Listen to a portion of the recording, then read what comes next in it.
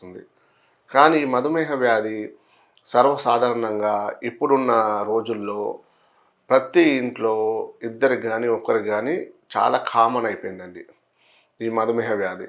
దీనిలో మనం తీసుకున్నట్లయితే మనకు మన ఇండియా పరంగా మన భారతదేశంలో ఎక్కువ శాతం అంటే 100లో మినిమమ్ 50% కన్నా ఎక్కువ శాతం కూడా ఈ మధుమేహ వ్యాధి గురించి బాధపడుతున్నారు. ఎందుకు అంటే ఇప్పుడు మనం బయట ఫారెన్‌లో తీసుకున్నా, వేరే దేశాలలో తీసుకున్నా ఇంతగా షుగర్ వ్యాధి లేదు.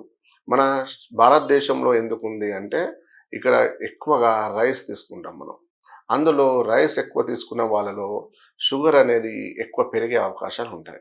అందులో మన తెలంగాణ, మన ఆంధ్రప్రదేశ్ రీజియన్‌లో వస్తాయి. మన సౌత్ రీజియన్‌లో ఇంకా విపరీతంగా షుగర్ వచ్చిన వాళ్ళు ఎక్కువగా కనిపిస్తారు.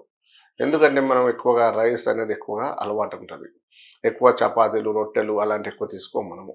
ఈ రైస్ ఎక్కువ తీసుకున్నప్పుడు కార్బోహైడ్రేట్స్ ఎక్కువ వెళ్తుంటాయి కాబట్టి షుగర్ అనేది ఈజీగా పెరిగిపోతుంది.